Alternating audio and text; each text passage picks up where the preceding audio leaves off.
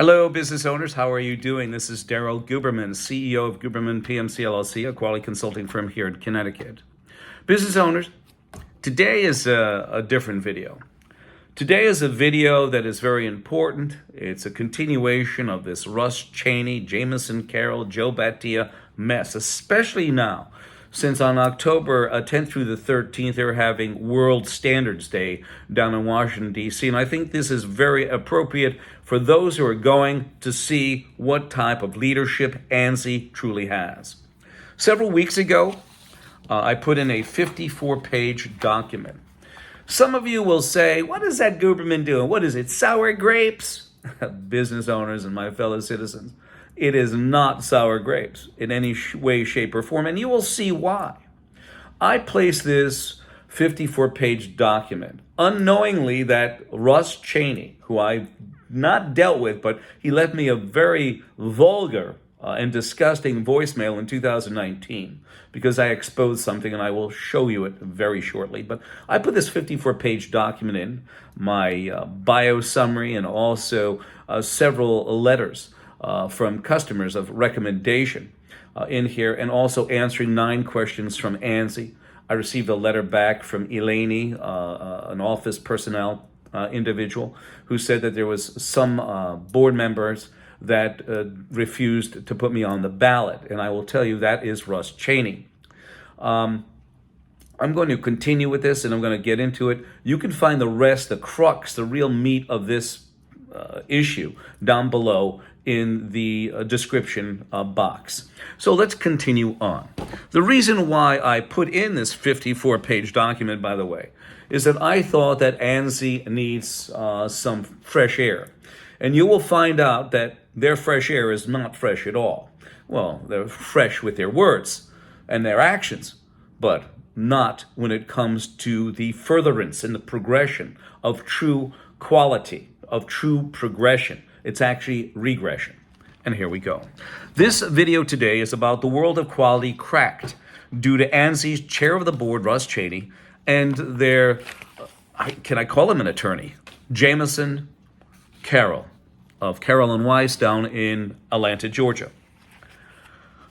Let me give you a little bit of a background. You'll find the rest of it down below, but I want to give you just a taste of this. ANSI is the American National Standards Institute. It's been around for almost 100 years. It has federal agencies and corporations on its board.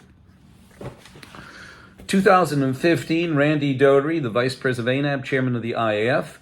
He was also the principal on the IAF tax form, and the IAF, the International Accreditation Form, is incorporated in Delaware. He handed over leadership to Zhao Jinwu, this communist Chinese national who's been involved with our quality since 1994, and also he is the chief executive of the China National Accreditation Services, which certified the suspect laboratory for the release of the COVID virus in Wuhan, China in 2017. He also is mandated by his country of origin, Communist China, to take your data or any other data. If if a Chinese national is working for you, it's possibly that they are doing espionage or cybersecurity issues, because what happens is they have China National Intelligence Law, Article number 7.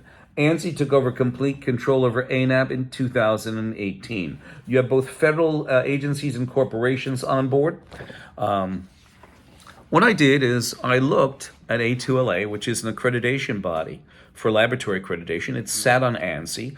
And what made matters to me really badly is that they're issuing a certification for laboratory accreditation, and that certification is compromised by Miss Pamela Sales. We wrote her a letter, as a matter of fact, never got a response. But I'm going to let you read it. I'm going to hold it there. And I'm going to let you read a lot of it. But one of the things that really was crazy is that one of the issues is that there is no commonly agreed upon set of standards that forensic laboratories around the country have to follow. Instead, there are informal guidelines that labs can choose to follow or not. Well, what we did is we looked further and we found out this. A majority of forensic scandals have occurred in accredited labs. We continued and we did a video concerning A2LA sitting on ANSI's board by other accreditation bodies that do laboratory accreditation, other laboratories as well for forensic science. we did a video, and the video was ANSI member A2LA forces government agencies and companies to use their accreditation. And we had a woman, Ashley Morton, who wrote us back underneath the video. And she said this. She said that A2LA does not, and let's bring this up, A2LA does not sit on ANSI. They are both American accreditation bodies with equal standing. Well, that sure as hell looks like they sit on there, right? And if you want definitive data, we have that.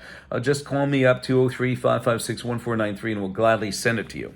We're going to continue on because what happened is I put out a video, and I said, educating A2LA's Ashley Morton on ANSI's accreditation fake oversight. And that evening, after we put this out, we received a voicemail from a guy I never knew. His name was Russ Chaney. Russ Chaney is the nominating chairman for ANSI, and he's also the second one in line to Joe Battia. Here he is, Russ Chaney. And this is what he left us. This is Russ Chaney. Please leave a message and I'll return your call as soon as possible. Record your...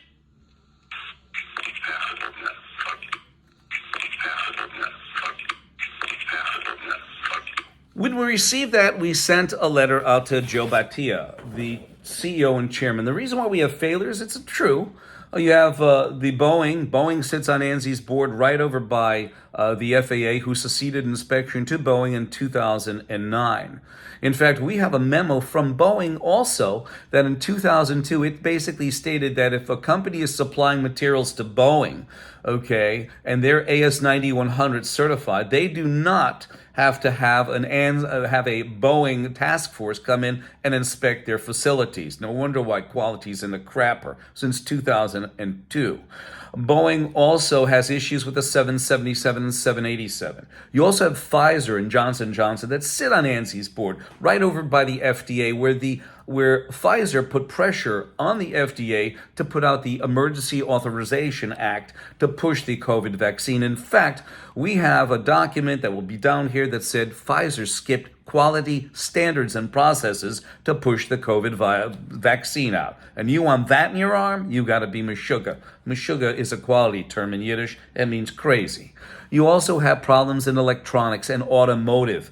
Automotive, big recalls. I know there's been a major manufacturer, as a matter of fact, last week that recalled like 1.5 million cars for issues that may have a problem where it develops. There's a case in the engine where a humidity builds up and it could cause a fire. They warned not to park your car in the garage. So we're going to continue on. What I did was I sent that letter out to Joe Battia. He in turn sent it to the lawyer, Jameson Carroll. Jameson Carroll wrote us a couple letters. I'm not going to get into those letters right now. All I'll tell you is this, that he acted in this most recent letter. He acted as if I was on the board of ANSI, the way he wrote it. And he said this, that I'm not allowed in any other meetings, all the rest of this stuff. Now listen, I don't go underneath ANSI's dictatorship. And remember, they talk about voluntary consensus. But you look at Russ Chaney. You look at what he said. Yes, he did say half a nut fuck you. And we're going to play it one more time because I want you to look at what Jameson Carroll stated about this whole mess. And it's absolutely unbelievable. And here it is. This is Russ Chaney. Please leave a message and I'll return your call as soon as possible. Record your...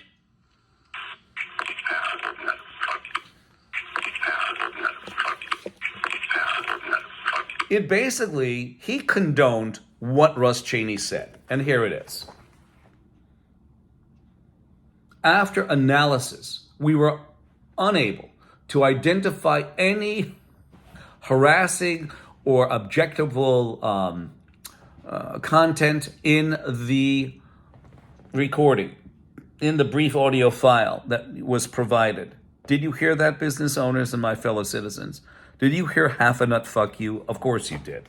And he played this I don't know, simpleton or what have you. In fact, you'll see his video down below saying Jameson Carroll condones what Russ Chaney said. The reason why I'm doing this is I'm illuminating the world standards as well, the people who are going to be there, as to what ANSI's management is all about. It's disgusting. In fact, Russ Chaney broke ANSI's code of conduct to applicable participants and violations of code of conduct. He did it all. He broke it. And this guy condones what he said. So, business owners, I leave it here. You'll find the rest of the data down below the video. I thank you for listening. And once again, this is the world of quality cracked due to ANSI's chair, Russ Chaney, and Jameson Carroll. 203-556-1493 or Daryl, TQRS@yahoo.com. And the reason why we do this again is the World Standards Conference is coming to Washington, D.C. And this is what ANSI is all about. Voluntary consensus? No, at all. Is it run with integrity? No. Honesty? No. The truth is that this is what Jameson Carroll said is truthful. I think he got his law degree from a Cracker Jack box because it's absolutely disgusting. I thank you.